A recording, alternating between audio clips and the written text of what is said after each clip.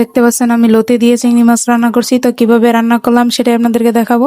তো লতি কেটে নিয়ে নিয়েছি চিংড়ি মাছগুলো হলুদ মরিচ দিয়ে মাখিয়ে নিয়েছি লবণ দিয়ে।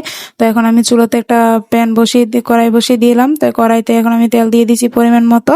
তো এখন আমি চিংড়ি মাছগুলোকে দিয়ে ভালো করে একটু ভেজে নেব। তো সম্পূর্ণ চিংড়ি মাছগুলো দিয়ে দিলাম ভাজার জন্য। তো চিংড়ি মাছগুলোকে আমি ভালো করে ভেজে নেব। তো চিংড়ি মাছগুলো কিন্তু আমার ভাজা হয়ে গেছে। তো এখন আমি চিংড়ি মাছগুলোকে নামিয়ে নিব। দেখতে পাচ্ছেন চিংড়ি মাছগুলো নামিয়ে নিচ্ছি। তো চিংড়ি মাছ সম্পূর্ণ চিংড়ি মাছগুলো নামিয়ে নিব আমি একে একে। তো দেখতে পাচ্ছেন চিংড়ি মাছগুলো কিন্তু আমি নামিয়ে নিতেছি সবগুলো। আমার যেহেতু ভাজা হয়ে গেছে এখন আমি নামিয়ে নিচ্ছি। তো চিংড়ি মাছগুলো নামান নিয়েছি। তো এখন আমি এই তেলের মধ্যে পেঁয়াজ কুচি আর কাঁচামরিচ কেটে রেখেছিলাম সেগুলো দিয়ে দিচ্ছি। এগুলোকে একটু নেড়ে চেড়ে ভেজে নেব।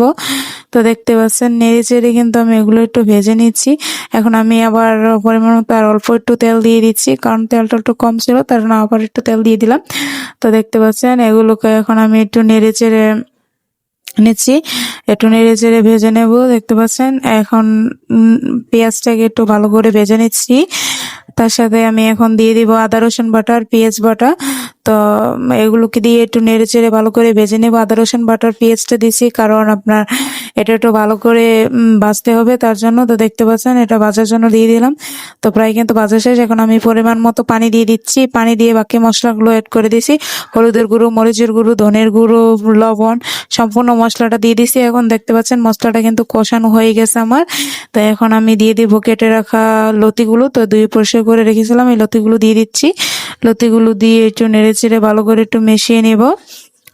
নেড়ে চেড়ে মশলার সাথে মিশিয়ে নিব। তো দেখতে পাচ্ছেন লতিগুলো কিন্তু আমি নেড়ে চেড়ে দিয়েছি, ভালো করে মিশিয়ে দিয়েছি। তো এখন আমি ঢাকনা দিয়ে দিচ্ছি। কিন্তু আমি কোনো পানি দেবো না, একটা ঢাকনা দিয়ে কষিয়ে নেব।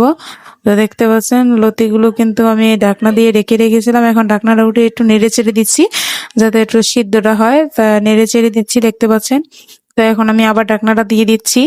তো দেখতে পাচ্ছেন লতিটা কিন্তু আমি প্রায় কষিয়ে নিয়েছি, কষানো হয়ে যাইতেছে প্রায়। তো দেখতে পাচ্ছেন লতিটা কষানো হয়ে গেছে। এখন আমি দিয়ে দিচ্ছি চিংড়ি মাছগুলো আর অল্প পরিমাণে একটু পানি, কারণ যাতে মশলাটা লতিটা ভালো করে সিদ্ধ হয় তার জন্য অল্প একটু পানি দিয়ে দিয়েছি। তো এখন আমি এটাকে আবার একটু রান্না করে নেব কিছুক্ষণের জন্য। তো দেখতে পাচ্ছেন আমি এখন ঢাকনা দিয়ে দিলাম। তো ঢাকনা দিয়ে কিছুক্ষণ রান্না করে নেব। তো দেখতে পাচ্ছেন আমি লতির তরকারিটা কিন্তু রান্না করা হয়ে গেছে প্রায়। তা আমি লতিটা কিন্তু আস্তে আস্তে রেখেছি, কারণ লতিটা ছেড়ে ছেড়ে দিলে ভালো লাগবে না তার জন্য। তো দেখতে পাচ্ছেন লতি তরকারিটা কিন্তু হয়ে আসছে। তো এভাবে যারা লতি তরকারি রান্না করে খেতে চান, এটা কিন্তু আমি কিনে আনি নেই, কারণ বাড়ির আশপাশ থেকে নিয়েছি। এই লতিটা যারা রান্না করে খেতে চান তারা অবশ্যই খেয়ে দেখতে পারেন, কারণ এভাবে লতি